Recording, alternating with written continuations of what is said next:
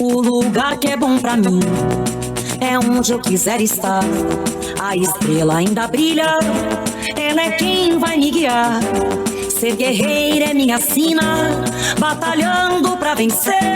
Tenho voz pra ser ouvida, tenho sonhos pra viver.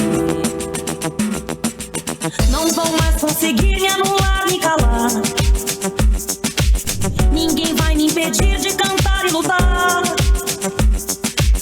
Seja em casa, no campo, na rua ou na praça, chega de mordaça, agora eu vou falar. Porque eu sou mulher pra fazer acontecer. Eu sou uma delas, são elas por elas, ocupando os espaços de poder. Porque eu sou mulher pra fazer acontecer. Eu sou uma delas, são elas por elas, ocupando os espaços de poder.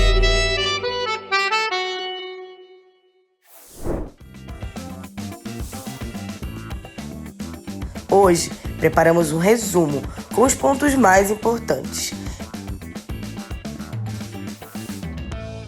Ao longo do tempo, a política energética brasileira, ela sempre teve um tratamento talvez diferenciado para as mulheres, que as mulheres, muitas delas são chefes de família.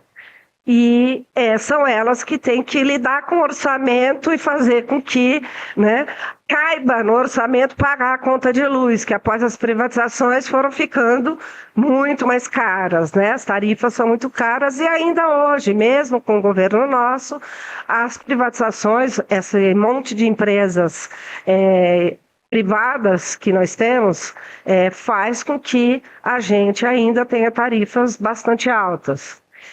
Apesar de que o governo lançou, né, nesse último período, alguns programas que possibilitam, não só o Luz para Todos, que foi acesso à energia nas regiões mais longínquas, mas a redução das tarifas, né, um subsídio para a redução das tarifas.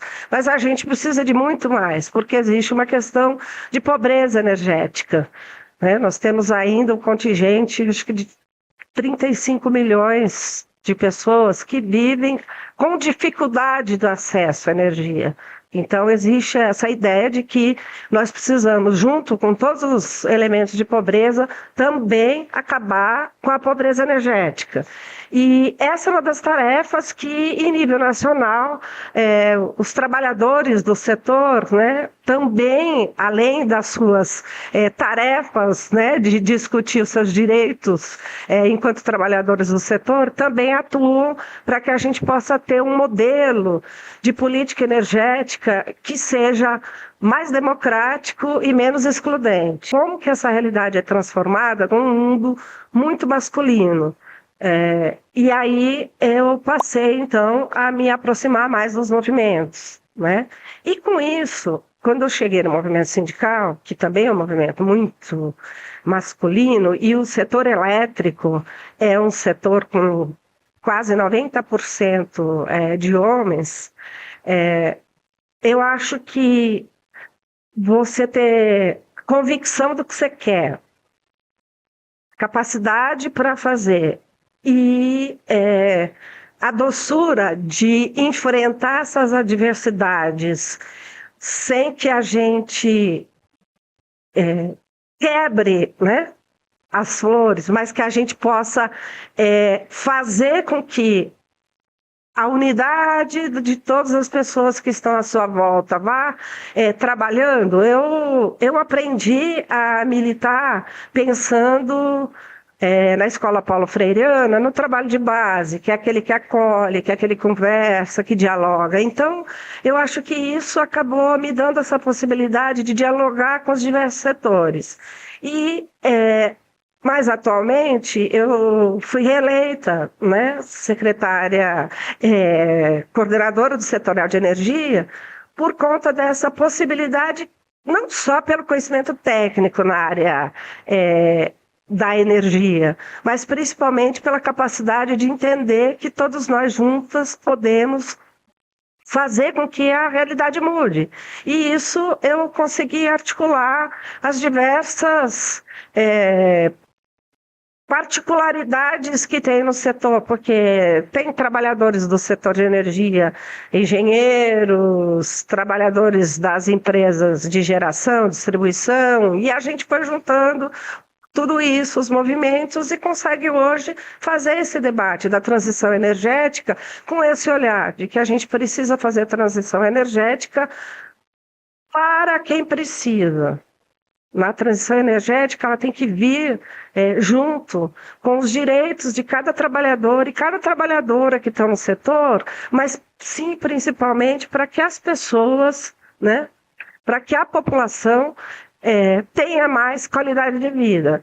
Então, eu acho que não existe um caminho único, não existe método técnico, mas existe você conseguir trabalhar com as situações e com a realidade, e sempre sabendo que sozinha ninguém vai a lugar nenhum, ninguém faz nada, e que um mais um, mais um, mais um, né, forma aquela grande corrente que pode fazer com que a gente saia em disparada. Eu sempre falo para os meninos que Manaus, onde a gente mora, é também Amazônia. Porque a galera, quando a gente fala de Amazônia, a gente pensa já numa floresta, na comunidade ribeirinha. É importante a luta deles, mas também a gente também precisa lutar pela nossa Manaus e pela nossa Amazônia. E a Amazônia, ela não é nossa causa, ela é nossa casa. Então, nessa parte de mobilização, eu lembro que uma das grandes movimentações foi o tsunami da educação. A gente estava 4 meses no desgoverno de Bolsonaro sem receber as bolsas, e a galera foi toda para a rua. A gente conseguiu fazer uma aula pública sobre o direito à humanidade, direitos humanos, na frente da Universidade Federal do Amazonas, e deu mais de 100 jovens totalmente revoltados. E num cenário assim que era 2019, a galera tinha sonhos e o sangue de jovem para revolucionar, e tem que dar certo. Eu lembro que a gente dormiu na ADUA, que era o sindicato dos professores, porque no outro dia ia ter uma audiência com o reitor da universidade. E eu acho que o jovem de hoje em dia é isso, é ele pegar toda a força que ele tem e que ele vai conseguir a meia passagem, ele vai conseguir a ampliação das bolsas, porque ele pode não conseguir para ele, mas para o filho dele, ou para um amigo do filho dele, ou para o irmão dele, vai chegar. A iniciativa da gente se organizar na UNE, se organizar nos movimentos sociais, é muito da continuidade. Pode não ter para mim 100%, mas vai ter para os meus. Uma das coisas que travam não é nem a nossa entrada no mercado de trabalho, que a gente entra, mas a valorização, ela vem tardiamente. Nós temos um componente muito complicador, que é a valorização da figura masculina na nossa sociedade. Eu tenho observado e acompanhado essa participação vigorosa do nosso presidente nos temas que se referem às mulheres. Não é só um discurso para ganhar votos. É um reconhecimento e um enxergar da potência que nós somos. E, na verdade, quando se há propostas para que as pessoas possam ser incluídas, tem que haver também um direcionamento político dentro dos ministérios. Então, a nossa participação nos ministérios, ela é de verdade.